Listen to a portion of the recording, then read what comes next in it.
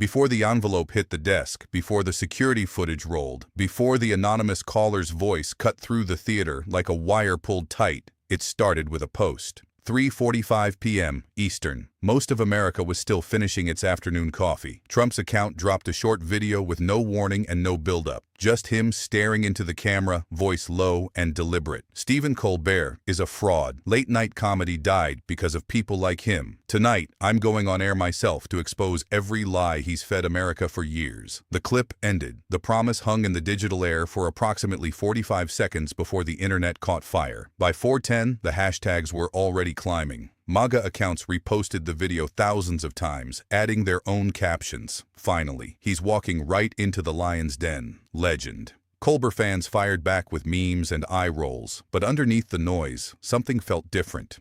This wasn't another Truth Social post aimed at the television from a distance. This felt like a man who had been saving something up and had finally decided to spend it. At 6:14, he dropped a 6-second teaser. "I'll be at the CBS studio tonight, in person. You won't edit me. You won't mute me. We're done playing games." Back at the Ed Sullivan Theater, the crew was scrambling. Security had quietly tripled around every entrance by 8 o'clock. The regular audience filed in laughing and chatting, completely unaware of the pressure system building backstage. But the crew knew. Whispers moved down the hallways like a current. "He's really coming. Secret Service just pulled up out back." At 8:35, the rumor became fact. A loading dock camera caught it. Trump stepping out of a black SUV. No motorcade, no press pack. 4 agents and 1 plain-suited man carrying a leather briefcase. He didn't wave, didn't smile at anyone.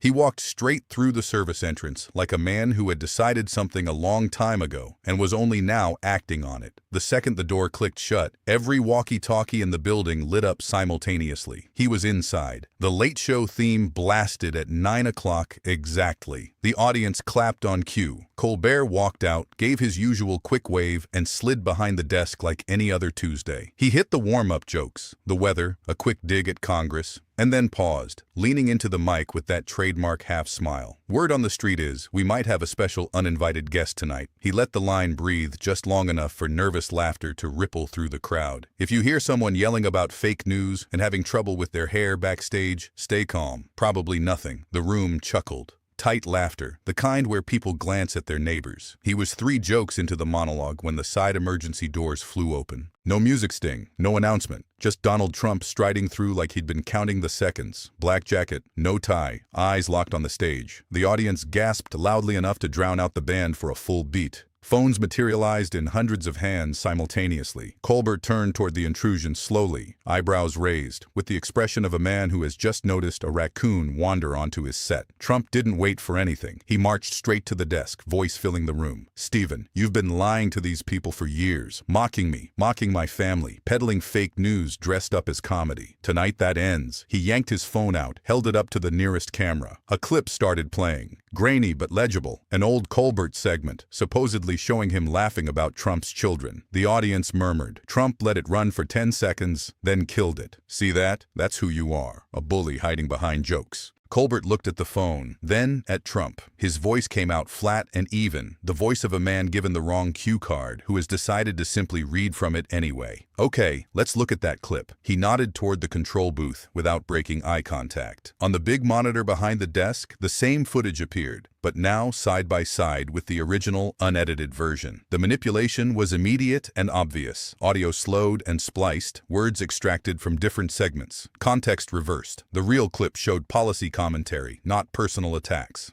"See how easy that is?" Colbert said. "A little edit here, a fake laugh track there. Suddenly it's a whole different story."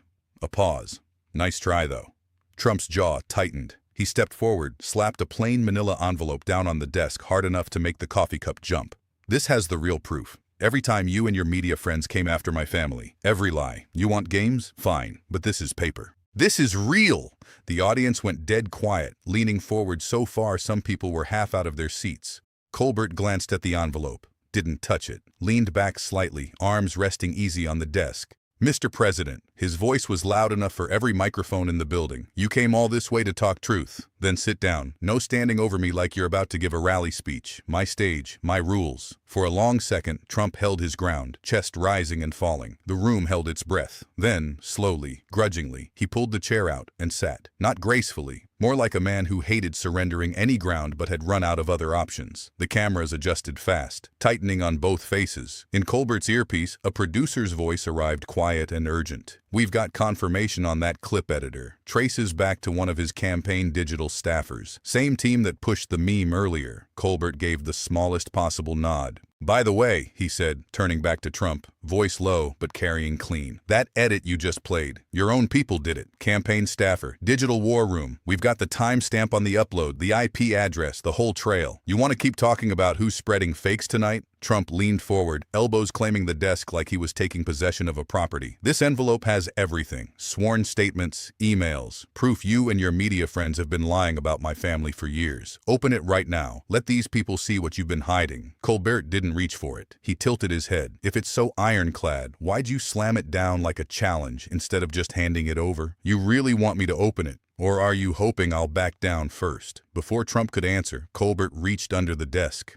He came up with a plain black folder, nothing flashy, and flipped it open with the unhurried confidence of a man who already knows what's inside. "Let's trade. You brought accusations. I brought receipts from your own administration." He held up a single sheet, scanned it briefly, and read aloud. "This is a 2017 affidavit from an ethics review under your watch, signed off by your team. It quotes you in a closed-door meeting. Truth doesn't matter if the story feels right." Trump's eyes went wide for a split second, then he exploded. "Fake news. Totally made up." Colbert nodded toward the control booth. A small recorder slid onto the desk from offstage. He hit play. The voice that came out was unmistakable. Trump's, graveled and direct. "Truth doesn't matter if the story feels right. People buy the feeling. 10 seconds. The studio absorbed it like a body absorbs a punch, with a slight delay before the pain registers." The audience gasped. Some people shouted. Trump slammed a fist on the desk. "You rigged that. It's a setup." "Truth fears no light, Mr. President," Colbert said. "That's the whole point." They traded blows for the next 20 minutes, Trump throwing family accusations that Colbert immediately neutralized with public records, Trump invoking patriotism and elites that Colbert answered with a story about his father's mill-worked hands and Thanksgiving dinners at military bases. Each time Trump raised the volume, Colbert lowered his. Each time Trump lunged for the desk or jabbed a finger at the cameras, Colbert sat still and let the contrast speak. Then a voice arrived through the control booth speakers. The head fact-check producer, calm and even over the House monitors. "We're going live with verified timelines." The big screen lit up with 3 graphics displayed side by side. Tulsa, 2020. Official capacity 19,000. Actual attendance under 6,200 per fire marshal reports. A Pennsylvania rally. Promised overflow crowds, photos showing half-empty bleachers. Arizona, internal campaign memos admitting the millions claim was, in their own words, aspirational, all sourced, all time-stamped, all linked to public records. Trump came halfway out of his chair. "This is deep state garbage. You're a puppet, Colbert." Colbert stayed seated, serene in the eye of it. "These aren't my words. These are yours on tape, contradicting the facts on screen. Power isn't yelling louder when the evidence stacks up. Power is facing it." Then the monitor flickered, no warning. A grainy security feed appeared, black and white, time-stamped from earlier that evening, showing the back hallway of the Ed Sullivan Theater. Trump's briefcase carrier walked into frame, opened the case, pulled out the manila envelope, and handed it to Trump with a quick nod. Trump glanced inside, smirked, and tucked it under his arm like a stage prop. The feed cut to a second angle. The same man, outside on a phone call, voice picked up by a nearby mic. "Yeah, it's planted. Looks real enough. He'll slam it down. Make it dramatic. Ratings gold." The screen went black. The audience let out a single collective sound. Not a gasp, not a laugh. Just the pure involuntary exhale of several hundred people absorbing the same truth simultaneously. Phones blazed brighter than the stage lights. Trump's face drained. He opened his mouth, closed it, opened it again. That's not what it looks like. They're editing." "It's security footage time-stamped from our own building," Colbert said, soft and final. "Your man called it a plant before you even walked on stage." He turned to face the cameras directly. "We've spent the whole night talking about stunts, envelopes, big entrances, but here's the real question. If the truth needs to be staged, if it has to be planted, edited, designed, then was it ever truth at all? Or was it just noise?" Trump tried one last surge. The voice cracking on the veteran's letter, the arm gestures aimed at a crowd that had come for comedy and stayed to watch something else entirely. The rally energy he called for that simply didn't materialize in this room, among these people, who hadn't been pre-selected and couldn't be dismissed. He shoved back from the desk. The chair scraped loud. "I'm done with this circus." He walked toward the exit, stopped halfway, turned back, face twisted, eyes searching for something to land on. "You think you won? You think this means anything?" Colbert stayed in his chair. His voice didn't rise. "I don't think anyone wins tonight. But questions outlast accusations. They outlast entrances and exits. They're still here when the lights go down." Trump stood frozen for 3 full seconds, mouth moving without sound. Then he turned and walked off. No rally chant, no parting shot, just the sound of footsteps fading down the corridor until the corridor swallowed them entirely.